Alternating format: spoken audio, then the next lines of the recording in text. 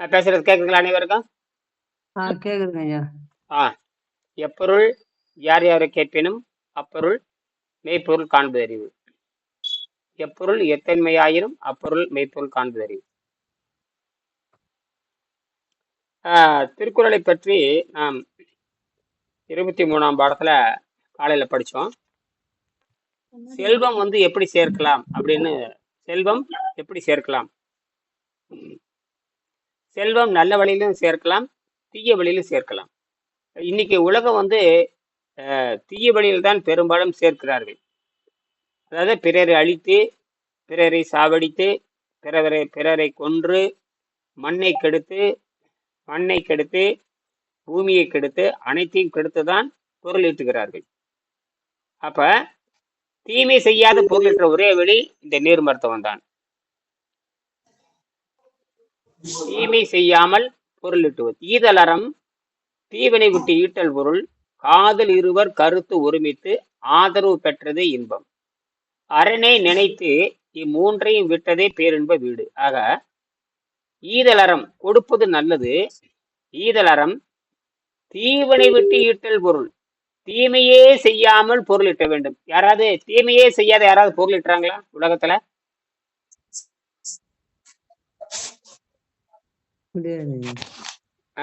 நீங்க முடியாதுன்னு சொல்லிட்டீங்க. பழனிவேல், தீமையே செய்யாத பொருள் ஈட்ட முடியுமா? சரி, இல்லைங்க. நல்ல தீமை செய்ததான் பொருள் ஈட்டுறாங்க.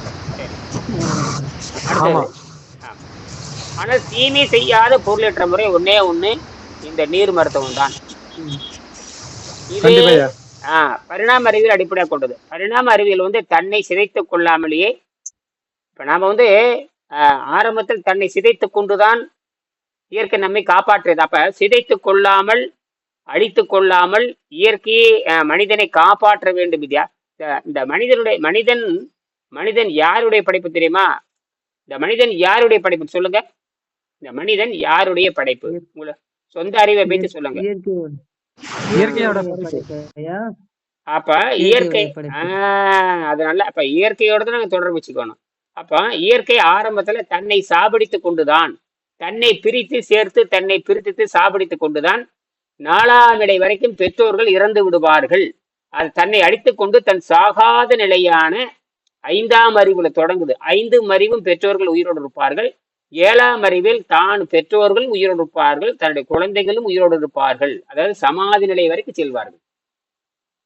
தான் விரும்பும் போலதான் சாவு வர வேண்டும் என்பதுதான் இயற்கையின் நோக்கம்.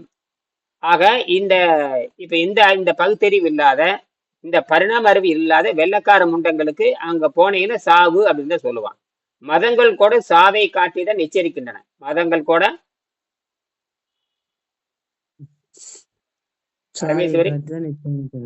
சாவை காட்டி எச்சரிக்கின்றன. ஆனால் இங்கே சாவே இல்லை என்று திருவள்ளுவர் சொல்லுகிறார்.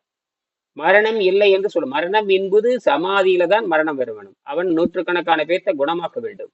இந்த வழியை ஆயிரக்கணக்கில் சொல்லித்தர வேண்டும். அவன் விரும்புகின்ற பொழுதுதான் இந்த உச்சியில் பிரமரந்திரம், வேற ஒண்ணு இல்லை, கண்ணுக்கு தெரியாத துளையின் வழியாக அந்த உயிர் போட்டான் வெளியே போயிடும். அது காமா போட்டான். சொல்லுங்க. மனிதன் விண்வெளியோட தொடர்பு வைக்கிறதால மரணம் அவனுக்கு கிடையாது. விரும்பும் பொழுது அவன் உச்சியில், கரெக்டா சொல்லிட்டாரு, விரும்பும் பொழுது அவன் உச்சியில் அந்த தெரிப்பு, கண்ணுக்கு தெரியாத தெரிப்பு உண்டாய் உள்ள இருக்கிற காமா போட்டான். காமாங்கிற ஒரு கதிர், அது குளிர்ச்சியில போய் சேர்ந்துரும். எங்க போய் சேர்ந்துரும்? அது விண்வெளியில் கரு மையத்துக்கு போய் சேர்ந்துரும். எங்க?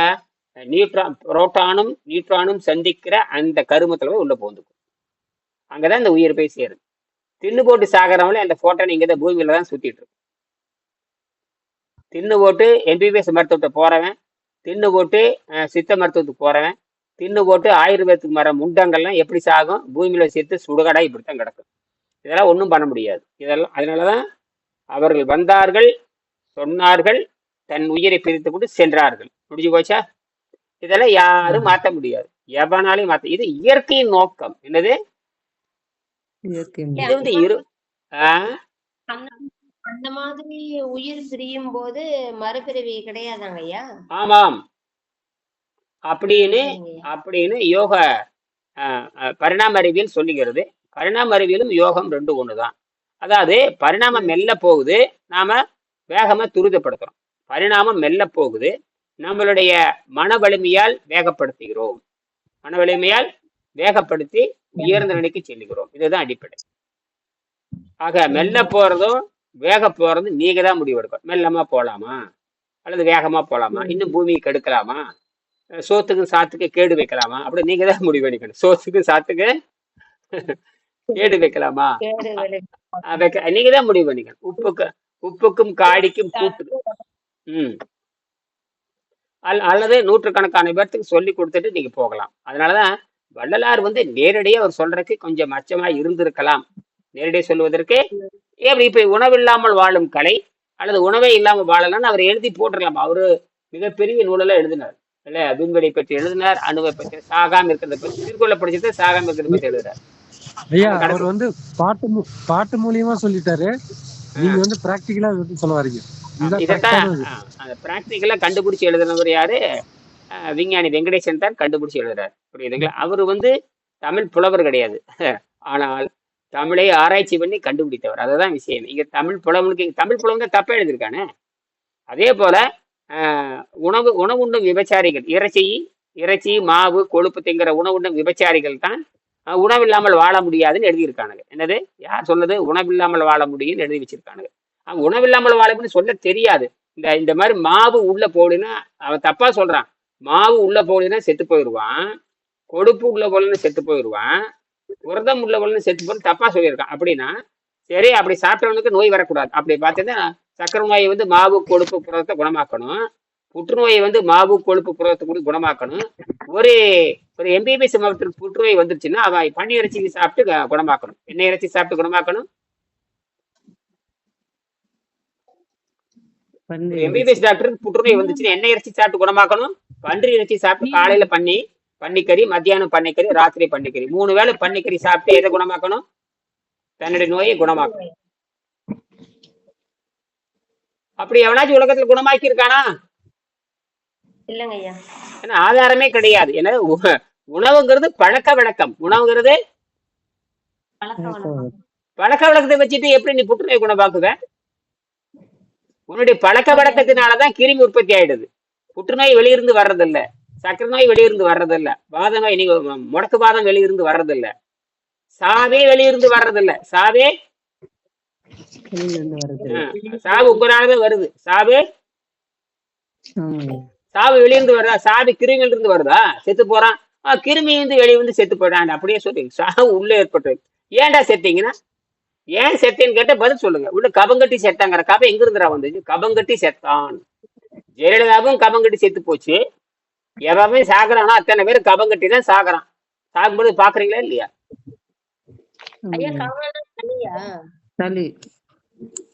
கபம்னு என்ன?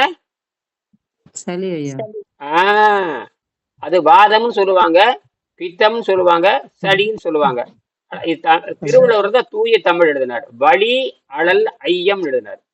வலி அழல் ஐயம்னா சந்தேகம், ஐயம்னா உயர்ந்தது. ஐயம் அப்படின்னு சொன்னாலே அது கேவலத்துக்கும் பொருந்தும், ஐயம் என்று சொன்னாலும் உயர்வுக்கும் பொருந்தும். ஐயத்தை நீங்கி தெளிந்தார் அப்படின்பார். அப்ப இந்த ஐ என்பது ஈயாக மாறும். ஐ என்பது இந்த ஐ இருக்கு இல்லையா, இந்த ஐ என்பது சந்தேகத்துக்குரியதாக மாறும். ஐ என்பது பசியை குறிக்கும், ஐ என்பது கபத்தை குறிக்கும், ஐ என்பது அவன் முற்றாலும் குறிக்கும். இப்படி எல்லாம் உயர்வையும் குறிக்கும். ஐயா, ஐயன் என்று உயர்ந்தவன் என்று பொருள். ஐயா என்று சொன்னால் கொஞ்சம் கடிவா கவனிங்க அப்படின்னு அர்த்தம். ஐயேன்னு சொல்லி பாருங்க, ஐயன் சொன்ன கீழே. அதேதான் எல்லாமே. இந்த ஐ என்ற சொல்லுக்கு பல வகையான பொருள் உண்டு என்று புரிந்து கொள்ள வேண்டும். அதனால்தான் திருவள்ளுவர் ஐயம் நீங்கினால், பசிதாக நீங்கினால் ஆகாயத்தை வசப்படுத்தலாம்னு 353வது குறள்ல மெய் உணர்தல் எழுதுறாரு. சரி, இப்ப திருக்குறளில் அப்ப அறவழியில பொருளிட்டவன் இந்தியா உலகத்துல எவனும் கிடையாது. எல்லாம் திருத்து வழியில தான் பொருளிட்டாங்க. புரியுதா? இந்த நீர் மருத்துவத்தை ஒண்ணு மட்டும்தான் நேர்மையான வழி. அது போக மின்சாரத்தை மலிவா கண்டுபிடிச்சு கொடுக்கணும். இதுதான் உலகத்துல தலை சிறந்த வழி.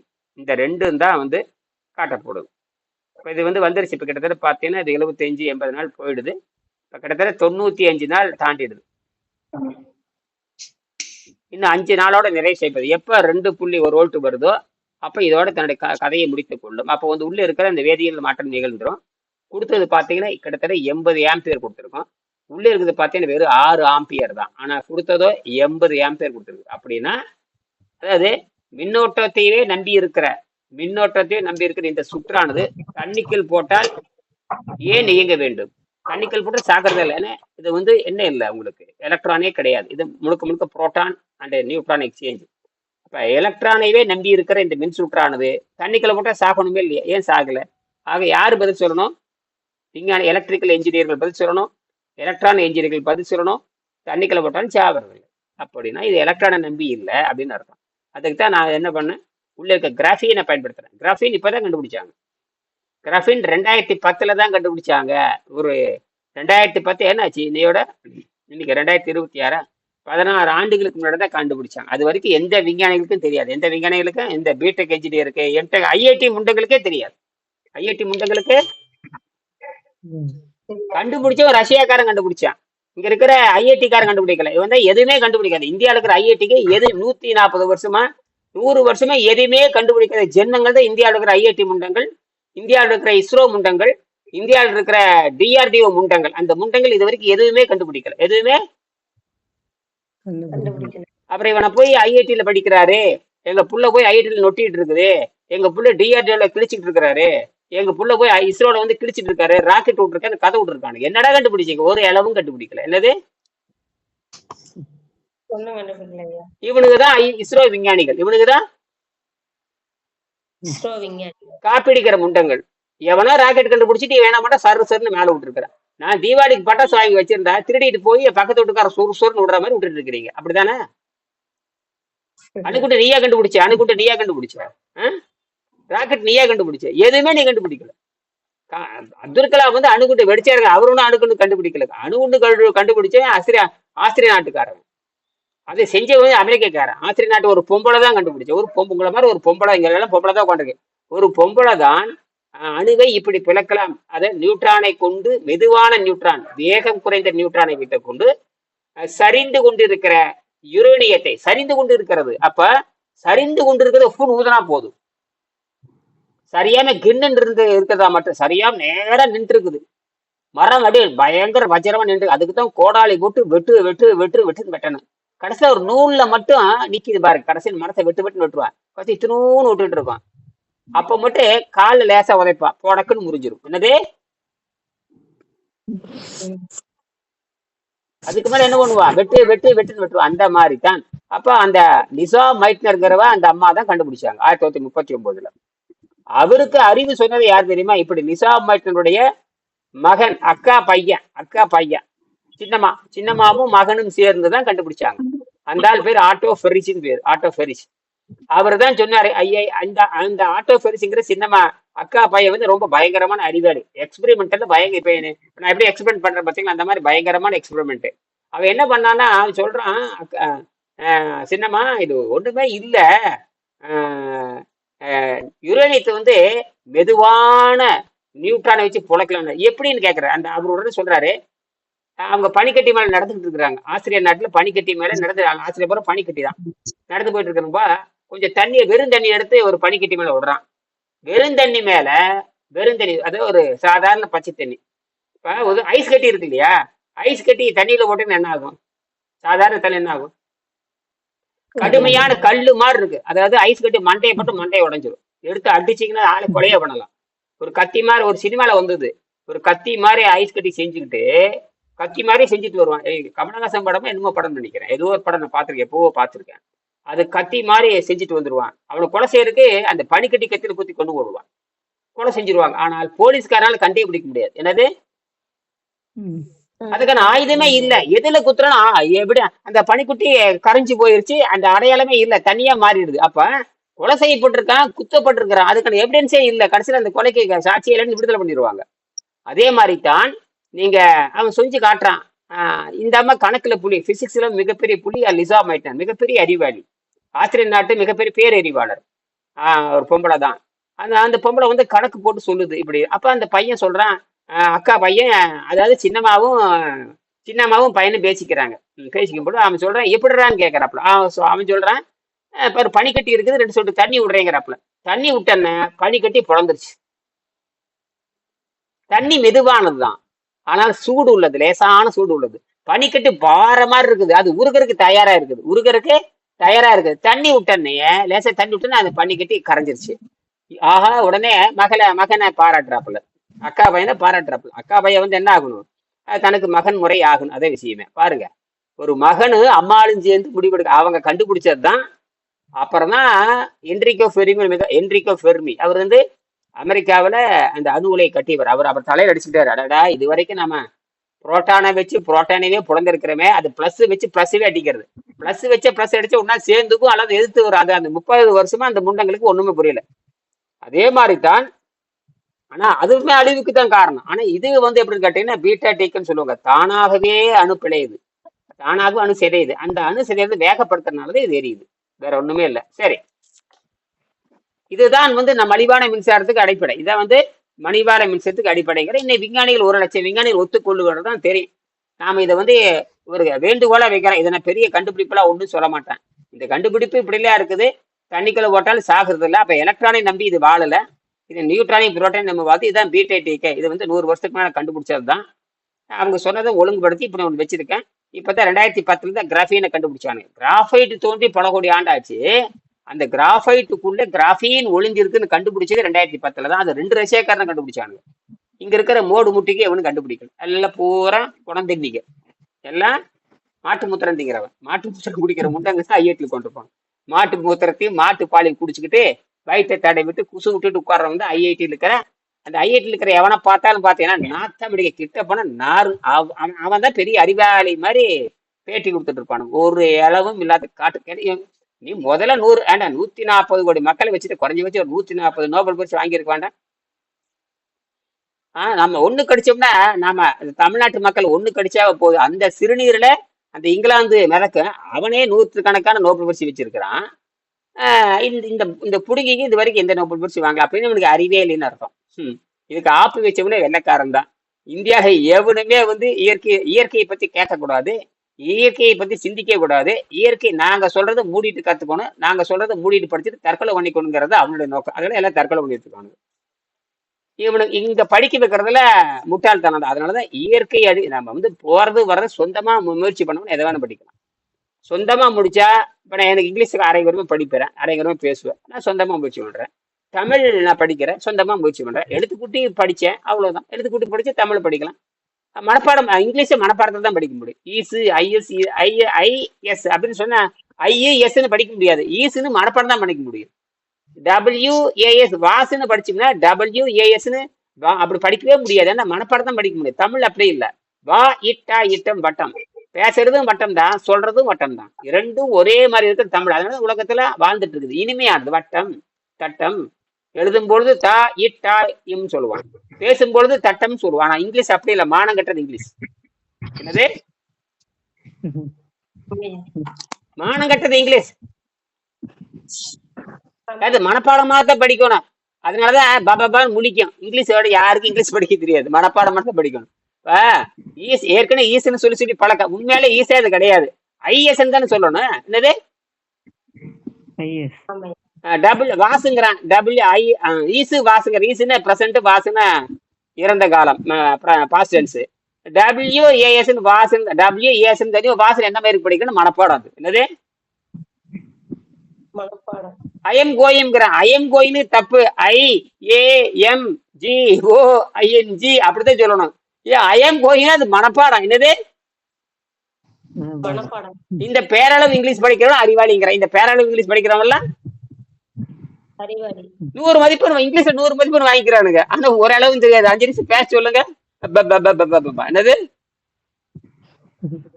தமிழ்ல 100 மதிப்பெண் வாங்கியிருப்பான். ஏதோ ஒரு ஊர் கோபிச்செட்டிவாள்னு வச்சுக்கோமே. கோபிச்செட்டில ஒரு பையன் 100 மதிப்பு வாங்கிட்டேன். கோபிச்செட்டிப்பாளைய பத்தி பேசுற ஒரு நிமிஷம் அப்படின்பா. என்னது பேரவே ஒழுங்க, அவன் பேரே ஒழுங்கா சொல்ல மாட்டான். நடுக்கு தொடநடுங்கிங்க.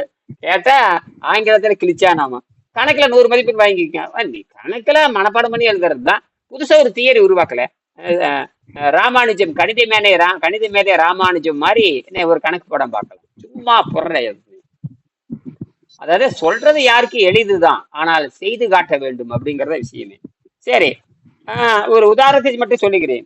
இங்க பாருங்க, கீழே டாட்டா என்ன முடிச்சதுங்க. டாட்டா உலக புகழ்பெற்ற டாட்டா நிறுவனம் வந்து உலகத்திலே இரும்பு தயாரிக்கிறது, அப்புறம் வாகனம் தயாரிக்கிறது. டாட்டாங்கிறது உலக புகழ்பெற்ற நிறுவனம். அவங்க என்ன பண்ணாங்கன்னா, சொல்லி முடிக்க போறேன். அவங்க என்ன பண்ணான்னு கேட்டீங்கன்னா, எரிமலை இருக்கு இல்லையா, எரிமலை பொங்கி வர எரிமலை பார்த்தீங்கன்னா கோடிக்கணக்கு லட்சக்கணக்கு டன்னா கருப்பா வரும். எரிமலை குழம்புன்னு சொல்லுவாங்க. அதை காஞ்சி போய் கட்டங்கரேன்னு இருக்கும். ஆனா அதுல ஏராளமான இரும்பு இருக்குது. அதுக்குள்ள என்ன இருக்குது? அந்த டாட்டா என்ன பண்றாங்கன்னா, அந்த கேட்டு யாருக்குமே பயன்படாது, ஒண்ணுமே பண்ண முடியாது. அதை எடுத்துட்டு வந்து கோடிக்கணக்கான டன்னு மலிவா எடுத்துட்டு வந்து அதை தகுந்த தொழில்நுட்பத்தை பயன்படுத்தி இரும்பை பிரித்து உலகத்துக்கு தரமான ஸ்டீல் உருவாக்குனாங்க. அதான் டாடா ஸ்டீல். எல்லாமே அந்த செத்து போன பயன்படாத அந்த எரிமலை குழம்பை பிரிச்சு உலகத்துக்கு அறிமுகப்படுத்தினாங்க. அதான் டாடா ஸ்டீல். டிஸ்கான்னு சொல்லுவாங்க. அவ்வளவு தரமான இரும்பு. டாட்டானா அது மதிப்புரியது உலகத்துல. எல்லாரும் டாட்டாவும் மேல நமக்கு எந்த கோபம் கிடையாது. அம்பானி மேல அவன் பண்ற பித்தலாட்டம், அதானி பண்ற பண்றது கண்ட எல்லாம் இந்த மோடி கூட சேர்ந்து நாசம் பண்றாங்க நாட்டை. ஆனா டாட்டான்னு சொன்னா நமக்கு இன்னைக்கு இல்ல, 120 வருஷமா அவங்க பாரசீகத்தை அடிப்படையாக கொண்டவங்க, ஈரானை அடிப்படையாக கொண்டவங்க. இந்த காலத்துல அங்கிருந்து வந்தவங்கன்னு சொல்றாங்க. ஆனால் அவங்க யாருக்கும் தீங்கு செய்யறது இல்லை. அங்கிருந்து சம்பளம் சேர்ந்தவனுக்கு நல்ல சம்பளம் அது இது எதுவும் சொல்லுவாங்க. அதெல்லாம் இருக்கட்டும். அவங்கள எந்த ஆடம்பரம் பண்றதோ அயோக்கியத்தனம் பண்றதோ எதுவும் கிடையாது. அவங்க அந்த டாட்டா அப்புறம் அந்த என்ன அந்த காலத்துக்கு நிறைய என்னென்னமோ 2-3 ஒரு 10-15 குரூப்ல ஒரு ஒழுக்கமான குரூப். அப்புறம் இந்த மோடியோட சேர்ந்துக்கிட்டு நாசம் பண்ணி எல்லாம் போறோம். சரி, கற்களை மாற்றினார். அது எரிமலை குடும்பங்களை தக்க பொறியியல் நுணுக்கங்களை உபயோகப்படுத்தி எஃகு எனப்படும் ஸ்டீலாக நல்லவையாக மாற்றி காட்டினார். அதாவது தீமையாக இருக்கிற பொருள் என்னவா மாற்றி காட்டுறாரு? இது அந்த டிஸ்கான் பண்ணுச்சு, அந்த டாடா ஸ்டீல் பண்ணாங்க. ரத்தன் டாடா அந்த வேலையெல்லாம் பண்ணாரு. இன்னைக்கு கூட ஒரு காலத்துல இந்தியாவில விமானத்தை முதல்ல ஓட்டி விமானத்தை வந்து மக்களுக்கு பயன்பாட்டுக்கு கொண்டு வந்து அது மலிவா கொடுக்கல முடிவு கொண்டது டாட்டாக்காரங்க தான். அவங்களே விமான சேவையை முதல்ல இந்தியாவில் ஆரம்பிச்சாங்க. அதுக்கப்புறம் எல்லாம் வந்து அதை பிடிங்கி இந்தியன் ஏர்லைன் ஆரம்பிச்சு. இப்ப இந்தியன் ஏர்லைன் ஒன்றும் கிடையாது, எல்லாம் நாசமா போச்சு. இந்தியன் ஏர்லைன்ஸே கிடையாது. இப்ப டாடா ஏர்லைன்ஸே மாறிடுது. திருப்பி டாட்டாக்கே கொடுத்துட்டாங்க. எத்தனை வருஷம் கழிச்சு? 100 வருஷத்துக்கு அப்புறம். இதெல்லாம் இன்னைக்கு அவங்க எதை அவங்க கையில் நிறைய கோடிக்கான பல லட்சம் கோடி பணம் இருக்கிறதுனால சமாளிச்சுட்டு இருக்கிறாங்க. இந்திய அரசாங்கம் நாசமா போச்சு. அப்ப ஒரு ஒழுக்கம், அப்ப அரசு ஊழியர்கள் நம்பினால் அந்த நிறுவனம் என்ன ஆகும்? அரசு ஊழியர்கள் நம்பி ஒரு தொழில் செஞ்சா என்ன ஆகும்? அதுக்கு டாட்டாத நிறுவனம். அப்ப அரசாங்க ஊழியர்கள் வெறும் மோடு மூட்டிக்க புணந்தின்னிக்க நாட்டை நாசம் பண்றவங்க தான் அரசாங்க அதிகாரிகள்னு புரிஞ்சுக்குங்க. அரசாங்க அதிகாரிகள் நாட்டை நாசம் பண்றவங்க தான். அதான் இந்த ரயில்வே அப்படிதான் போயிட்டு இருக்குது, நாசமா போயிட்டு இருக்குது. எல்லாமே ஒழுக்கம் கிடையாது. திருடுறதா வேலை. ரயில்வேல திருடுறதா வேலை. எது அரசாங்க கையில் இருக்கு அத்தனை அரசாங்க அதிகாரிகளுடைய வேலையை திருடுவதும் கொள்ளையடிப்பதா, தீய வழியில் பொருள் சேர்த்துறதா. அதனாலதான் டாடா ஏர்லைன்ஸ் முடிஞ்சே போச்சு. இனி அவ்வளவுதான். டாட்டாவை கொடுத்துட்டாங்க. டாட்டா ஏற்கனவே பல கோடி ரூபா, பல லட்சம் கோடி பணம் இருக்கிறதுனால இதை சமாளிச்சுட்டு இருக்கிற இவங்களுக்கு இது ஒரு கணக்கு காட்டிட்டு போயிடுவாங்க. என்னதான் நட்டமானாலும் இவங்களுக்கு வேற வழியில் கோடி கணக்கில் சம்பாதிக்கிறதுனால டாடா ஏர்லைன்ஸ்லயே ஓடிட்டு இருக்கும். சரி, நான் முடிச்சுக்கிறேன். நான் கண்டுபிடித்துள்ள கிராவிட்டிவியல் என்னும் மெஷின் புவியீர்ப்பு விசை மனிதனுக்கு பெரும்பாலும் தொந்தரவு செய்யக்கூடியது. இந்த கிராவிட்டி வந்து எப்பவுமே கட்டடத்தை சாத்துறேன். அப்ப அந்த கிராவிட்டியே இல்லாம கண்டுபிடிக்கிறத இப்ப நான் கண்டுபிடிச்சிருக்கேன் பாருங்க. இந்த விஞ்ஞானிகள் ஒரு காலத்துல எப்படி 10 வருஷத்துல ஒத்துக்குவானுங்க. இது வந்து கிராவிட்டிக்கு எதிரானது. இது வந்து தீமைக்கு எதிரானதுங்க. இப்ப நான் கண்டுபிடிச்சிருக்கேன், இது தீமைக்கு எதிரானது. ஏன்னா இயற்கையை வந்து வேகப்படுத்துறேன். இது வந்து பீட்டா டிகேம்பாங்க. பீட்டா டிகே எஃபெக்ட் இன்னும் இந்த விஞ்ஞானிகள் நம்ம இந்தியாவில் இருக்கிற எந்த விஞ்ஞானிக்கும் தெரியாது. பீட்டா டிகே இருக்குன்னு சொல்லுவாங்க. ஃபோர்ஸ் வந்து ஃபண்டமெண்டல் ஃபோர்ஸ் 4ன்னு சொல்லுவாங்க. ஆனால் 3 ஃபோர்ஸை வந்து பயன்படுத்த ஆரம்பிச்சுட்டாங்க. இது வந்து வீக் ஃபோர்ஸ். இந்த அணுக்கரு நடிந்த விசை வந்து இது வரைக்கும் யாரும் பயன்படுத்தல. இப்பதான் நானே பொண்ணு சேர்ந்து உருவாக்கி இருக்கான். இது 10 வருஷம் ஆகும், 15 வருஷம் ஆகும். உலகம் போற எல்லா விஞ்ஞானியும் சோதிச்சு பார்த்து அது வர்றதுக்குன்னு அத்தனை நாள் அது வரைக்கும் நம்ம பொறுமையா தான் இருக்கணும். என்ன சொன்னாலும் அவனுக்கு ஒத்துக்கணும். எல்லா விஞ்ஞானியும் ஒத்துக்கணும். அப்பதான் நானே ஒத்துக்கு போறேன். இப்போ ஒரு மாதிரி இது ஒரு 100 நாளைக்கு எரியும். அதுக்கப்புறம் செத்து போயிடும். இதுல சாகாம இருக்கிறதுக்கு ஒரு கடல் மணல் உள்ள போடலாம். கடல் மணல் அது உள்ள போடணும். அந்த கடல் மணல் உள்ள போட்டோம்னா இது 1400 கோடி ஆண்டுக்கு சாகாம இருக்கும் அப்படிங்கிறது தான். கடல் மணல் வேற அது பேர் மோனோசைட்டுமாங்க. கிரானைட் பொடியும் போடலாம், கிரானைட் பொடியும் போடலாம், இருமுனைட்டு பொடியும் போடலாம், மோனோசைட் பொடியும் போடலாம். அதுல வந்து 100 மைக்ரோ சீவர்ட் சொல்லக்கூடிய எப்பவுமே மின்காந்த அலைகள், அதாவது எலக்ட்ரிக் பல்ஸ் கொடுத்துக்கிட்டே இருக்கும். 1400 கோடியா. இது இந்த கெமிக்கல் இப்ப நான் பண்ணியிருக்கிறது உள்ள இருக்கிற பொட்டாசியம் கெமிக்கல். இது வந்து இதுவே 6 நாளைக்கு தான் வேலை செய்யும். அதவே இப்ப 100 நாளைக்கு நான் கொண்டு வந்திருக்கேன். எல்லாமே உங்களுக்கு வந்து 100 நாள் எரியும். ஆனா சட்டப்படி 6 நாள் தான் எரியணும். அந்த ஜெர்மனி விஞ்ஞானி என்ன சொன்னாருன்னு கேட்டீங்கன்னா, ஜெர்மனி விஞ்ஞானி அவர் பேர் சைமன் ஓம்ஸ்னு பேர், ஓம்ஸ் லா. அவர் எந்த அளவுக்கு மின்சாரத்தை கொடுக்குறீங்களோ அந்த அளவுக்கு லாஸ் வந்து செத்து போயிரும் பாரு. எந்த அளவுக்கு மின்சாரத்தை கொடுக்குறீங்களோ ஃப்ரிக்ஷன் உண்டாகி வெப்பம் உண்டாகி எல்லாமே லாஸ் ஆகி செத்து போயிடும். ஒரு இடத்துல அந்த பேட்டரி மின்சாரம் வந்தால் கூட வெளியே வராது. பேட்டரி மின்சாரம் இருந்தாலும் கூட இந்த வெப்பமாகி சூடாகி மின்சாரம் வெளியே பண்ணாம பேட்டரியே தடை செஞ்சிடும். மின்சாரம் வெளியே வராம இங்க தடையே கிடையாது. இதுல எவ்வளவு தெரியுமா இருக்குது? இப்ப இந்த 100 நாள் கழிச்சு பார்த்தோம்னா 3000 மில்லி வோல்ட், அது 3 வோல்ட் கொடுக்குறேன். அப்படியே குறைஞ்சு 2.1 வோல்ட் தான் வந்து குறையும், அது கீழே குறையாது. அப்ப 100 நாளும் சேர்ந்து 900 மில்லி வோல்ட் தான் எடுத்துக்குது. மிச்சம் 2.1 வோல்ட் அப்படியே நிக்குதுன்னா இதுதான் வெற்றின்னு அர்த்தம். இதுதான் இயற்கை கிடைத்த வெற்றி. இயற்கை நன்மை போல் தீமை, தீமை போல் நன்மை. இதுதான் இங்க விஷயமே. இது தீமையில நன்மை பண்றது. உள்ள கெமிக்கல் பேட்டரியை வந்து மாத்தி, இந்த கெமிக்கல் பேட்டரி வந்து என்னவா மாத்திருந்தேன் தெரியுமா? கெமிக்கல் வேதி பொருளை வந்து அணு பொருளாக மாத்திட்டேன். அது கெமிக்கல் ரியாக்ஷனை வந்து நியூக்ளியர் ரியாக்ஷனா மாத்திட்டேன். Nuclear weak force reaction. Nuclear ரியாக்ஷன்னா பயங்கரமா கூடங்கள் அணுமின் நிலையம், கல்பாக்கு அணுமின் நிலையம் நினைச்ச கூடாது. இது வந்து வீக் ஃபோர்ஸ். இது வரைக்கும் யாரும் யோசிச்சு பார்க்காது. இது வரைக்கும் யாரும் இது விண்வெளியில் போய் குடியேறுவதற்காக நான் வடிவமைச்சது. இது உண்மையா பொய்யான்னு இருக்கிற உலகத்துல இருக்கிற 1 லட்சம் விஞ்ஞானிகள் ஒத்துக்கொண்டால்தான் நான் ஒத்துக்கொள்ள முடியும். அவங்க சரின்னு சொன்னால்தான் நானே ஒத்துக்குவேன். அப்ப பொழுதுபோக்க கண்டுபிடிச்சிருக்கிறேன். உண்மையா பொய்யான்னு விஞ்ஞானிகள் தான் பதில் சொல்லணும். சரியா? அவங்க சரின்னு சொன்னாதான் நானே ஒத்துக்குவேன். 1 லட்சம் பேரும் சரி சொல்லணும். 1 லட்சம் பேரை ஒருத்தன் தப்பு சொன்னா கூட ஏத்துக்க மாட்டேன் நான். ஒரு 100 பேருக்கு கொடுத்தோம்னா 100 பேருக்கு சரின்னு சொல்லணும். நேற்று போய் பள்ளிக்கூடத்துல காமிச்சாச்சு. எங்க சென்னையில் இருக்கிற பள்ளிக்கூடத்துல திருவாளர் பழனிவேல் போய் தன்னோட குழந்தைகிட்ட காமிச்சுட்டு ஆசிரியர்களும் பார்த்துருக்காங்க. 8ஆம் வகுப்பு படிக்கிற ஆசிரியர் அரசு பள்ளிக்கூடம் காமிச்சுன்னு ஆச்சரியமா இருக்கு. உங்க அப்பா ஒரு நாளைக்கு கூப்பிட்டு வாங்க, உங்க அப்பாவோட பேசணும் அப்படின்னு அங்க சொல்லியிருக்காங்க. ஆனா போறப்போ ஒரு 10 செஞ்சுட்டு போங்கன்னு சொல்லிட்டேன். 10 செஞ்சுட்டு போய் பள்ளிக்கூடத்துக்கு கொஞ்சம் பயிற்சி கொடுங்க, விஞ்ஞான ஆசிரியர் சொல்லுங்கன்னு சொல்லிட்டு இது எப்படி இயங்குது, எப்படி சாகாத பேட்டரிக்கு அடிப்படை என்ன, இது தற்காலிகமா 100 நாள் சாகும். ஆனா இப்படி 6 நாள் சாகும். அதவே நாங்க வந்து 10 மடங்கா சாகாம கொண்டு வந்துட்டோம்.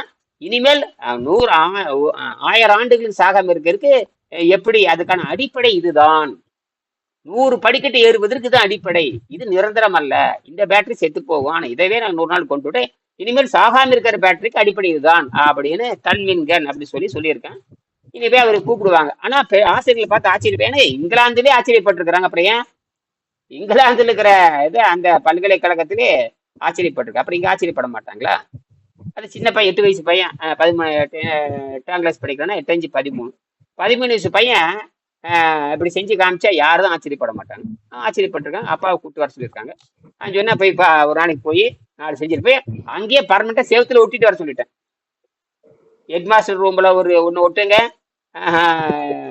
கிளாஸ் டீச்சர் ரூம்ல ஒன்று ஒட்டிட்டு வாங்க, அப்புறம் எத்தனை ரூம் இருக்கோ அறை இருக்கு அதெல்லாம் ஒன்று ஒட்டி செஞ்சு ஓட்டுவாங்க. பசங்களுக்கு பயிற்சி கொடுங்க, 1/2 மணி நேரத்தில் பயிற்சி கொடுங்க, ஒரு 100 ரூபா செலவு பண்ணுங்கன்னு சரின்னு சொல்லிருக்காரு. 200 ரூபா செலவு பண்ணா 5 பேருக்கு பயிற்சி கொடுக்கலாம். சரி, 100 ரூபா கூட செலவாகாது. 100 ரூபா செலவுனா 5 பேருக்கு பயிற்சி கொடுக்கலாம். 5 பேரும் பெரிய அறிவாளி ஆயிடுவாங்க, கேட்க ஆரம்பிச்சிருவாங்க. இதுதான் விஞ்ஞானம். இப்படித்தான் நம்ம வந்து இது குப்பையில் இருக்கிறது நான் பயன்படுத்துறது, குப்பையில் இருக்கிறதான் பயன்படுத்துறேன். எங்கிட்ட 200 கிட்டத்தட்ட 100 பேட்டரி பழைய குப்பையில் இருந்து பேட்டரி 100 பேட்டரி அதெல்லாம் சோதனை பண்ணி தான் அப்புறம் தான் புதுசா வச்சு அரைச்சி, முதல்ல பழசு வச்சு கண்டுபிடிச்சு 10 பைசா செலவெல்லாம் கண்டுபிடிச்சதுக்கு அப்புறம் தான் நான் 10 ரூபா கொடுத்து, அப்புறம் தான் 10 ரூபா கொடுத்து 2 வாங்குறது மனசு கேட்கல. அப்போ அந்த குப்பைக்கு தான் போக சொல்லுது. அப்புறம் தான் 2 வாங்கினேன் நான். முதல் 2 வாங்கி 14 ரூபா கொடுத்து வாங்கி அதை செக் பண்ணி பார்த்தா அது பயங்கரமா. அப்புறம் தான் அதை சோதனை பண்ணி பார்த்தா தான் அப்புறம் தான் 100 நாள் வருதுன்னு கண்டுபிடிச்சேன். அப்புறம் அது பல முறை செஞ்சு பார்த்துட்டு உறுதிப்படுத்த உங்களை எல்லாம் செய்ய சொல்றேன். சரி, அப்ப தீமை குப்பையில் இருக்கிற தீமை நான் நல்லதா மாத்திட்டேன். என்னது? குப்பையில் இருக்கிற தீமையை நல்லதா மாத்திருக்கீங்க. திருவள்ளுவர் சொல்றதை நான் செஞ்சிருக்கிறேன். எனக்கு அப்புறம் தான் புரிஞ்சு, ஓ திருவள்ளுவர் இப்படிதான் சொல்றாரு, தீமையெல்லாம் நன்மையாக மாற்றப்ப எலக்ட்ரானிக் வேஸ்ட் வந்து என்ன பண்ணலாம், எலக்ட்ரானிக் வேஸ்ட் வந்து நன்மையாக மாத்தலாம். உலகத்தில் இன்னைக்கு வந்து எலக்ட்ரானிக் வேஸ்ட் பயங்கர ஆபத்தானது. ஒவ்வொரு வீட்லயும் பாத்தீங்கன்னா 2 கிலோ எலக்ட்ரானிக் வேஸ்ட் இருக்கு. எத்தனை செல் இருக்குது, எத்தனை ஒயர் இருக்குது, எத்தனை சார்ஜிங், அந்த எத்தனை சார்ஜிங் யூனிட் என்னென்ன வச்சிருக்கு, எத்தனை எங்க வீட்லயே வந்து 15 சார்ஜிங் எல்லாம் எப்ப வாங்கின 10 வருஷம் முன்னாடி குப்பையா கிடக்குது. அதெல்லாம் பூரா ஹெட்போனை மட்டும் ஒரு 50 கிடக்குது. இல்லை வேலைக்காக ஹெட்போனா எத்தனை ஆகுது, செல்லு பேட்டரி எல்லாம் பார்த்தேன்னா ஒவ்வொரு வீட்லயும் 2 கிலோ எலக்ட்ரானிக் குப்பை கிடக்குது. என்ன பண்ண போறீங்க? எத்தனை டிவி நீங்க நாசம் பண்ணிருப்பீங்க, எத்தனை டிவி நீங்க மாத்திருப்பீங்க. அதுல என்னாச்சு, நீங்க எத்தனை தடவை டிவியை மாத்திருப்பீங்க. ஒவ்வொரு டிவியும் வந்து அந்த காலத்துல பார்த்தா பிக்சர் டியூப் மட்டும் 5 கிலோ 6 கிலோ 10 கிலோ 12 கிலோ வரும். அதுல என்ன ஆச்சு, கொடூரமான விஷயம். அதெல்லாம் என்னது, கொடூரமான விஷயம். இத்தனை பண்ணிட்டீங்களா, அப்புறம் உங்களுக்கு எல்லாம் நன்மை வருமா? ஒரு நன்மை வராது. சரி, முடிச்சுக்கிறேன். மேற்கிட்ட 2 எடுத்துக்காட்டுக்கும் தீயவை நல்லவையாக மாற்றி செல்வம் சேர்ப்பதை விவரிக்கின்றனப்பா. டாட்டா என்ன பண்ணாரு, தீமையை வந்து நன்மையாக மாற்றிதான் பொருளீட்டினார். தீமையை வந்து நல்லதாக மாற்றி பொருளீட்டினார். இதுதான் வள்ளுவர் சொல்றாரு. அப்ப அதுக்கு உதாரணத்தை வந்து உலக புகழ்பெற்ற நிறுவனத்தை நம்ம சொல்லியாச்சு. இதுதான் வந்து உண்மை. இப்படித்தான் இந்தியால பணம் சம்பாதிக்கிறீங்களான்னு கேட்கறேன் எல்லாரும். சரி, இருவேறு உலகத்து இயற்கை இருவேறு தெல்லியராதல் வேறு. இது ஒரு அற்புதமான பொருள். அதாவது 2 தன்மை உண்டது இயற்கைக்கு. நன்மையும் செய்யும், தீமையும் செய்யும். இப்போ இயற்கை நல்லதான்னு கேட்டா கெடுதல் தான். நான் கெடுதலான்னு கேட்டா நல்லதும்பா. இயற்கையில வந்து 2 இருக்குது. இயற்கை வந்து கூட்டாலும் இருக்குது, கழித்தலும் இருக்குது. இயற்கையில கூட்டலும் இருக்கு, கழித்தலும் இருக்கு. அப்ப இயற்கையில 2 இருக்குல்ல, மேடு இருக்கும், அப்புறம் மேட்டுக்கு எதிரானது எது? மேட்டுக்கு எதிரானது எது? பள்ளத்துக்கு எதிரானது மேடு. இது சமப்படுத்தவே முடியாது. மனசுல வேணா சொல்லிக்கலாம் சமப்படுத்தலாம்னு. ஒரு பக்கம் குழி இருந்தா, ஒரு பக்கம் குழி இருக்குது, ஒரு பக்கம் தோண்டி அங்க மேட்டர் நிறுத்துவீங்க. அங்க மேடு நிறைஞ்சிடும், மேட்டின் தத்துல என்ன பக்கம் குழி உண்டாயிரும். என்னது, குழி தூக்கி குழி நிரப்பணும், இன்னொரு பக்கம் மேட்டை கரைக்கணும். அப்ப மேடு பள்ளம் இருந்துட்டு தான் இருக்கும். மேடு பள்ளம் யாரும் மாத்த முடியாது. எந்த கொம்பாதினம் மாத்த. ஆனால் உயிர்கள் தான் சமம். என்னது, உயிர்கள் சமம். அது மனம் ஏற்றுக்கொள்கிறது. இப்ப நீங்கள் நானும் சமம்ங்கிறது மனம் ஏற்றுக்கொள்கிறது. நானும் விலங்கு ஒன்னாக முடியாது. நானும் விலங்கும் நாய் வெளியதான் படுக்கணும், வீட்டுக்குள்ள படுக்க முடியுமா? என்ன நாயோட கொஞ்சிட்டு இருக்க முடியுமா? இந்த முண்டங்க இப்ப நாயை கொஞ்சம் முண்டங்களா இருக்குது. கரும நாயை கொஞ்சிட்டு படுத்துட்டு இருக்கிறாங்க கட்டி பிடிச்சிட்டு. இதுக்கெல்லாம் அப்புறம் என்ன அறிவுன்னு சொல்றது? அது எங்க வைக்கணும்? நாயை வந்து நாயை குளிப்பாட்டினா, நடுவூட்டுல குளிப்பாட்டினா வெளியதான் கட்டி போடணுங்கிறது விதி இருக்குது. நடுவூட்டுல குளிப்பா அது வெளிதான் வைக்கணும். அது அசிங்கிறத. நடுவூட்டுல குளிப்பாட்டினாலும் அது போய் எங்க வைத்தீங்க, நரங்களை தின்னுட்டு வரும். அதையுமே கொஞ்சிட்டு இருக்கிறான். அப்ப நாய் கொடுக்குற மாதிரி சீவகட்டைக்கு என்ன மரியாதை? வீட்டு சுத்தம் பண்ணது எங்க கொண்டு வச்சிருக்கீங்க? வீட்டை சுத்தம் பண்ணி சீவகட்டை பயன்படுத்துறீங்க. சுத்தம் பண்ணதுக்கு கொண்டு வச்சிருக்கீங்க, வீட்டுக்கு வெளியே வைக்கிறீங்களா இல்லையா? அதான அதுக்கு மரியாதை. பதிலே காணும். அதுல கட்டி பிடிச்சி படுத்துக்கிறீங்களா ராத்திரியானா சீவகட்டை படிச்சுட்டு? இதெல்லாம் யோசிக்கணும். இதெல்லாம் வந்து யோசிக்கிறதுக்கு நேரம் எங்க சோறாக்குறது ஜாராக்குறது இடமெடுக்க போச்சு. என்னது, காலையில 6 மணிக்கு படும், காலையில சமையலுங்கிற ஜெயிலுக்கு போனா சாயங்காலம் 10 மணி வரைக்கும் ஜெயிலே கிடக்க வேண்டியது. இரவு 10 மணி வரைக்கும் ஜெயில. எது, சாப்பாட்டு ஜெயிலே கிடக்க வேண்டியது. இனிமையாவது இயற்கையோடு சேர்ந்து இயற்கை ஆற்றல் வாழ்வதற்கு அதாவது உண்டி சுருங்கின் உபாயம் பல. உணவை குறைச்சிட்டே போய் தண்ணி வச்சுதான் குறைக்கணும். தண்ணி வச்சு குறைக்கணுங்கிறதுதான் வள்ளுவர் கொள்கை. தண்ணி வச்சு குறைக்கணும் தான் கடைசியில வெங்கடேசன் கண்டுபிடிச்சார். அப்படி குறைக்கத்தான் உடம்பு சுத்தமாக வெளியே இருக்கிற நியூட்ரான் உள்ள புரோட்டானுக்கு போகுது. புரோட்டான் உள்ள இருக்குது, நியூட்ரான் வெளியே இருக்குது. நியூட்ரான் உள்ள போகுது. நியூட்ரானுக்கு பேருக்கு தான் நைட்ரஜன் பேரு. நைட்ரஜனும் ஒண்ணுதான், நியூட்ரானும் ஒண்ணுதான். நைட்ரஜனால் நியூட்ரான், நைட்ரஜன். அந்த நைட்ரஜன் செதஞ்சுக்கிட்டே இருக்கும். இது செதஞ்சு அது நியூட்ரான் வெளியிட்டே இருக்கும். நம்ம உடம்பு கார்பன் என்ன ஒண்ணு செதஞ்சிட்டே இருக்கும். அது உள்ள வாங்கிக்கிட்டாலும் நடந்துட்டே இருக்கு, யாரும் தடுக்க முடியாது. இதை தெரியாம பனிக்கறி தின்னா நல்லது, அப்புறம் மாட்டு தயிர் தின்னா நல்லது, கோழிக்கறி நெஞ்சு செடி பிடிச்ச கோழிக்கறி நல்லான்னு இந்த சாராய குடிகாரங்க முண்டங்களை சொல்லிட்டு நாட்டை கெடுத்துக்கிட்டு அதுதான் வெள்ளக்காரன் பண்ற முண்டங்கள். அப்புறம் அப்ப காமால வந்து அப்புறம் திங்க வேண்டியதானே, காமால வந்து மாட்டுக்கறி திங்க வேண்டியதானே, போய் சேர்ந்துரு. அப்ப காமால வந்து இது மூடிட்டு இளநி குடிக்கிற வாழைப்பழமும் பாருங்க காமால வந்துட்டா ஐயோ அது திங்காது இது அப்புறம் திங்கிற மாதிரி தின்னு போட்டு கடப்பாறை முழுங்கிட்டு சுக்கு கசாயம் குடிச்ச மாதிரி காமால வந்தா மட்டும் நேர இயற்கை மட்டும் வந்துடுறீங்க. ஹெப்படைஸ் ஒரு இதுவரை அதுக்கு என்னம்மா கீழா நெல்லி சாப்பிடுவாங்க. அப்ப மட்டும் மூடிடுச்சு. அப்ப வந்து அப்ப எங்க போச்சுங்க புத்தி? அப்ப பன்னிக்கறிங்கிறது இப்ப பன்னிக்கறியும் கோழிக்கறியும் திங்க வேண்டியதான பரலம் போய் சேர்ந்துரும். அப்ப மட்டும் மூடிட்டு போய் இளநீ குடி. அப்ப மட்டும் இளநீ குடி. நல்ல வாழைப்பழம், அது மொந்த வாழைப்பழம் இளநீ கரிசலங்கனி சாப்பிடு. அப்ப போய் கோழி சூப்பு அடியம் பார்க்கலாம். அவனை அப்பவே பாட கட்டிடுவாங்க அப்பவே. ஏன்னா கல்லீரல் அவுட்டு, கல்லீரல் வேலை செய்யாது. கல்லீரல் எப்படி ஏன் கல்லு காமால வந்து சொல்லுவாங்க? ஏன் ஒரு காமால வருது சொல்லு, ஏன் காமால வருது, ஏன் கல்லீரல் கெட்டு போய் சொல்லுங்க பார்க்கலாம். என்ன கல்லீரல் நோய் வந்து காமால வந்து எல்லாம் உணவு அப்படி சொல்லு. நீ காமால வெளியிருந்து வந்துச்சா? இல்ல அப்ப காமா கழிவுகளை தேக்கம் அது கரெக்ட் தான். அது உணவுனால அந்த உணவு தப்பா. அப்போ உணவு சாப்பிடும் பொழுது இந்த சளி உண்டாகி உணவு இந்த சளி உண்டாகிற உணவை தான் நீங்க தின்னுட்டு இருக்கிறீங்க. சளி உண்டாகிற உணவை தான் விபச்சாரிகள் பரிந்துரைப்பாங்க. அப்ப அந்த சளி வந்து என்ன ஆயிடுச்சுன்னா இந்த உணவு பாதையில பூரா பசை மாதிரி ஒட்டிக்குது. அதாவது அந்த உணவை உறிஞ்சாம தடை செஞ்சிருது. அதாவது உணவை வந்து குடல் உறிஞ்சி ரத்தத்துல கலக்கணும். இது என்ன இப்ப சளி உண்டாக்கிட்டு தடை உண்டு. அப்ப சாப்பிட்டதுக்கு எனக்கு தைரியம் வர்றதில்ல, சாப்பிட்டோன்னு தெம்பு வர்றதில்ல. இந்த சளி பூரா சுத்தியும் குழாய் மாதிரி அப்படியே ஒரு குழாயில சுத்தி மண்ணு கட்டிட்டு எப்படி இருக்கும் அந்த மாதிரி புடிச்சுக்குது. அப்ப அது புடிச்சுக்குது மாச்சா, அதுக்கப்புறம் உள்ளே தங்கிக்குது. உள்ளே தங்கி அழுகி போய் காமால வருது, எல்லாம் வருது. காமால இருந்து 4448 நோயின்னு சித்தர்கள் சொல்றாங்க. அவன் 4 லட்சம் நோய் உண்டாகுது. எத்தனை லட்சம் நோய்? புது புது நோய் வந்துகிட்டே இருக்குது, புது புது நோய் பிறந்துகிட்டே இருக்குது. மருத்துவமனை பெருகிறத விட புது புது நோய்கள் வந்துகிட்டே இருக்குது. இதுக்கெல்லாம் காரணமே அந்த உள்ளே இருக்கிற கிருமி தான் காரணம். அந்த கிருமிக்கு சவுறு போடுறது அந்த சளிதான். நீங்க சளிதான் திங்கிறீங்க, அப்ப சளி உண்டாகுது. அந்த அந்த அந்த சளியை சாப்பிட்டு கொண்டாட்டம் போடுது எல்லா கிருமிகளும். என்னது கொண்டாட்டம் போட்டு உங்களுக்கு திண்டாட வச்சிருது. உங்களுக்கு எதுவுமே தெரியாது. உனக்கும் தெரியாது, அந்த எம்ஆர்எஸ் கனுக்கும் தெரியாது, அந்த வைத்தியம் பார்க்கறான் பாருங்க இந்த மோடு முட்டி அவனுக்கும் தெரியாது.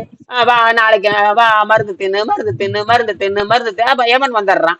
நீங்களே முதல்ல ஒரு ஏமன், அப்புறம் மருத்துவர் ஒரு ஏமன், அப்புறம் மருந்து ஒரு ஏமன். மருந்துவே தின்னுட்டு சாவுன்னு சொல்றான். கரெக்டா தான் சொல்றான். என்னதான் மருந்துவே தின்னுட்டு சாற வரைக்கும் மருந்து தின்னு. ஒரு நாளைக்கு நல்லா இருக்குதா, சாப்பிட்ட அன்னைக்கு ஒரு நாளைக்கு நல்லா இருக்குது, மறுபடியும் திரும்பி வா, மறுபடியும் ஒரு மாத்திரை போடு. அந்த மாத்திரை போட்டா இன்னொரு தலைவலி வரும், அதுக்கு 2 மாத்திரை கொடு. 3 நாள் கழிச்சு போனா இது அப்படியே இந்த 4 மாத்திரை வச்சுக்கோ. 5 நாள் கழிச்சு போடுச்சுன்னா 5 நோய் வந்துருச்சு, இந்த 5 மாத்திரை வச்சுக்கோ, போடு 500 ரூபாய் கட்டு. இப்படியே கொடுத்து கடைசியில பாடைக்கு ரெடி ஆயிரும். எங்க பாடம் வந்துருச்சுன்னா இப்ப நோய் வந்துருச்சு, நீ பாட வர அவன் சொல்லுவான், உனக்கு ஏற்கனவே ஆற்றலே இல்லை, ஏற்கனவே உனக்கு இம்யூனிட்டி இல்லை. அதுதான் எய்ட்ஸின் பேரு. அது இம்யூனிட்டிக்கு மருந்து கிடையாது, அது எங்களுக்கு கிடையாது. இம்யூனிட்டிக்கு மருந்து கூட அதெல்லாம் எங்களுக்கு தெரியாது. புரியுதா?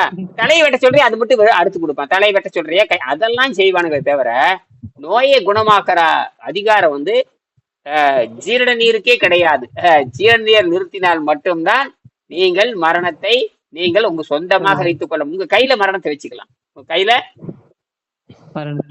எப்ப வேணாலும் இப்படி விரிக்கலாம். அதாவது யோகியின் கையில மரணம் எழுதியிருப்பார் ஒரு இடத்துல வெங்கடேசன்.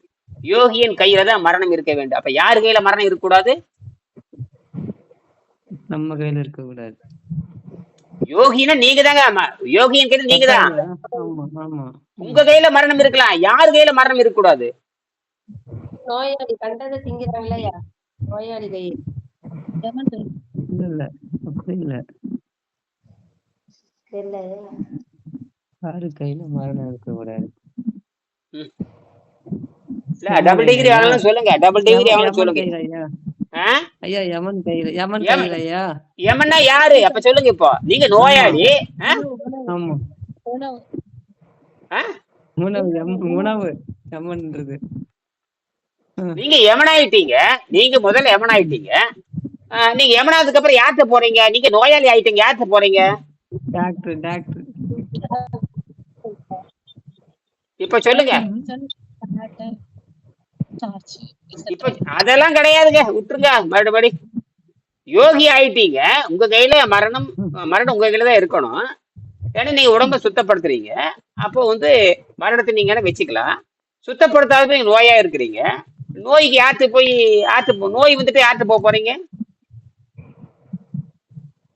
நோய் வந்து ஆட்டுட்டு போவீங்க, யார்கிட்ட போய் வைத்தியம் பார்ப்பீங்க? மருத்துவர்கிட்டயா? அப்புறம் அவன் என்ன பண்றான் உங்களை? பாடகை ரெடி பண்ணிடுறாங்க. இன்னும் நேரடியாக பதிலே சொல்ல மாட்டேங்கிறீங்களா? மரணத்துக்கு ரெடி ஆயிடுறாங்க. மரணத்தை உண்டாக்குறது யாரு? மரணத்தை உண்டாக்குறது யாரு? மருத்துவர் நோயோ மருத்துவர். இப்பதான் யார் சொன்னது? மருத்துவர் யார் சொன்னது? நான் தான் யார் சொன்னேன்.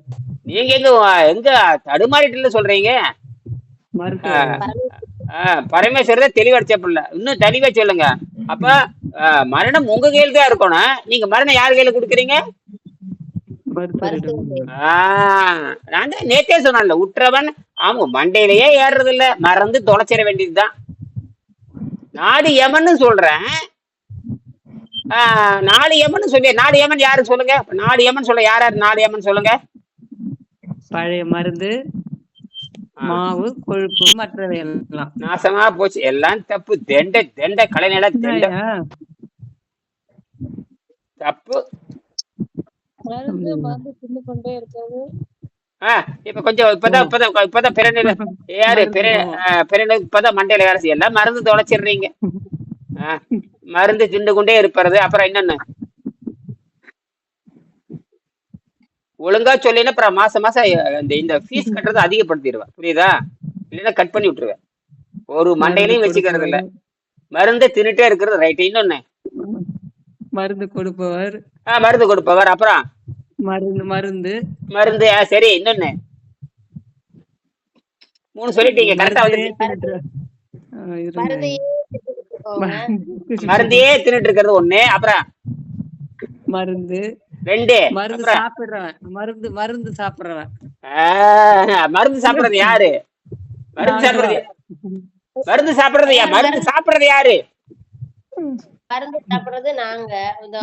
அதுக்கு பேர் என்ன? மருந்து சாப்பிட்டா நீங்க யாரு? மருந்து சாப்பிட்ட உங்களுக்கு பேர் என்ன? நீங்க நோயாளின்னு சொல்லுங்க. என்னது? நோயாளி. அறிவு இருந்தா தான் ஆகு. எல்லாம் மறந்து தொலைச்சு நாசம். நானும் அப்படித்தான். எனக்கு மட்டும் அறிவு இருந்தது வெங்கடேசன் பறவைக்கு நானும் உங்களை மாதிரி முட்டாளா தான் போனேன். அப்ப 4 மரணம்: நோயாளி, மருத்துவன், மருந்து, மருந்தியே பின்பற்றவன். இந்த 4மே யமனை போல் இருந்து உங்களுக்கு கொலை செய்கிறது. இப்ப அதுல இருந்து தப்பிச்சு சுத்தம் பண்ணிக்கிட்ட பொழுது சுத்தம் பண்றீங்க. சுத்தம் பண்ணும்போது நோயெல்லாம் போயிடுச்சு. நோயெல்லாம் பசியிலே நீங்க வென்றுறீங்க இல்லையா? பசியிலே. அப்ப மரணம் உங்க கையில தானே இருக்கும். மரணம் அப்ப யார்கிட்ட இருந்து தப்பிச்சுக்கிறீங்க? யமன் இருந்து தப்பிச்சு. யமன் யாரு? மருத்துவன். அப்ப 3 யமன் இருந்து தப்பிச்சுக்கிறீங்க: மருத்துவன், மருந்து, மருந்தியே பின்பற்றுதல். இப்ப மருந்தியே பின்பற்ற இருக்கிறீங்க நீங்க. என்னாச்சு அந்த மருந்துல? என்ன எங்க போச்சு அந்த மருந்தெல்லாம்? அப்ப யமன் உங்களுக்கு இல்லைன்னு அர்த்தம். எங்க போறது இல்ல நீங்க? யார்கிட்ட போறது இல்ல? கொலை செய்யற போறது இல்ல. எந்த மருத்துவங்கிட்ட? கொலை செய்யற மருத்துவங்கிட்ட போறது இல்ல. என்னது? இப்ப புரியுதா? என்ன இப்படி யார் சொல்லியிருக்காங்க? 2000 வருஷம் கூட யார் சொல்லியிருக்காங்க இப்படி? 2000 ஆண்டுக்குள்ள யார் சொல்லி இருப்பாங்க? திருமூலரும், திருவள்ளுவர், பதஞ்சலி. இந்த குறள் யார் சொல்லியிருப்பாங்க? குற்றவன் தீர்ப்பான் மருந்து உழைச்செல்வான் என்று அப்பால் நாள் கூற்றே மருந்துன்னு 950வது பாடல்ல திருவள்ளுவர் எழுதியிருக்கிறாரு. நம்ம 3 நாளா சொல்லி கத்திட்டே இருக்கிறேன் இல்லையா? பாருங்க என்ன ஆமாயா லொல்லாயா என்ன இப்பதான் சொல்றீங்க. எடுத்து கொடுத்தா தான் சொல்றீங்க. அது வரைக்கும் மம்முன்னு உட்காந்துருக்கிறீங்க. ஒண்ணுமே பள்ளிக்கு புதுசா போற ஆடு மாதிரி மிரள்றீங்க. சந்தைக்கு ஆடு கொண்டு போவாங்க அல்லது வெட்டுறதுக்கு கொண்டு போவாங்க. பரன்ட்டு உட்காந்துருங்க. அந்த மாதிரி தைரியமே அதே படிக்கிறது, அதாவது பேசுறதும் வீடியோ. இப்ப நான் பேசி பதிவு பண்றேன், அதையும் பாக்குறது இல்லை. உட்காந்துட்டு கதை பேசிட்டு வேலையில வச்சு சமையல் பண்றது, திங்கிறது, எப்ப சுத்தம் பண்ணலாம், எப்ப வெண்டைக்காய் பொரிச்சு திங்கலாம், எப்ப வந்து முருங்கைக்காய் வேவிச்சு திங்கலாம், அந்த நினைப்புலயே உட்காந்துருங்க. என்னது ஆமாங்க. இந்த நினைப்புலயே உட்காந்துருந்தீங்கன்னா எப்படி அறியும்? அதுக்குதான் கையில அதெல்லாம் படிச்சேத்தானே ஆகும். படிக்கிறதும் இல்ல, ஒண்ணும் இல்ல. இப்படி எல்லாம் இருந்தா எப்பதான் மண்டை வந்து இருக்கு. ஏற்கனவே வந்து மூளை கலங்கிட்டு இருக்குது. உங்களை திருத்தறதுக்குள்ள என்ற உயிர் போயிருப்பாரு தெரியுது. உங்களை திருத்தறதுக்குள்ள, ஏன்னா நீங்களா அடுத்து கூட பேசணும். யாரு உங்களோட நாடி வருகின்றது பேசலாம்.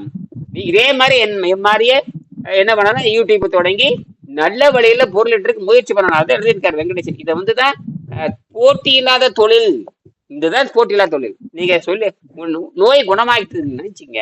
நோய் குணமாக்குனதுக்கு அப்புறம் அதவே நீங்க என்னவா மாத்தணும், தொழிலா மாத்தீங்கன்னா எனக்கு கொடுத்த காசா உங்களுக்கு திரும்பி வந்துடும். எனக்கு கொடுத்த காசெல்லாம் திரும்பி வந்துரும். அப்ப புத்திசாலித்தனமா பழகுங்க. இப்ப எனக்கு கொடுத்த காசெல்லாம் நீங்க திரும்பி எடுக்கணும். இப்போ ஒரு விதை போட்டீங்கன்னா விதைக்கு ஒழுங்கா தண்ணி ஊத்தீங்கன்னா மேல வந்து முளைச்சு வந்து ஒரு காய்க்கு 10 காய் கொடுக்குறா இல்லையா? அது லாபம் தானே? அந்த மாதிரி இந்த கலையை கத்துக்கிட்டு நீங்க யூடியூப்ல பேசி பாருங்க. வருஷத்துக்கு 10 பேர் வருவான். ஒரு ஆளுக்கு 50,000 ஃபீஸை போடுங்க, கொடுத்துட்டு போயிடுறான். அவன் 5 லட்சம் செலவு பண்றது 50,000 கொடுத்துட்டு போற. ஒரு வருஷம் அவனுக்கு சொல்லி கொடுங்க. ஒரு வருஷம் சொல்லி கொடுத்தீங்கன்னா அவன் தெரிஞ்சுட்டு போயிடுறான். அவன் போய் இப்படித்தான் பொருள் ஈட்டணும். இப்படித்தான். பொருள் சரி, மீண்டும் நாளைக்கு பேசுவோம். நன்றி.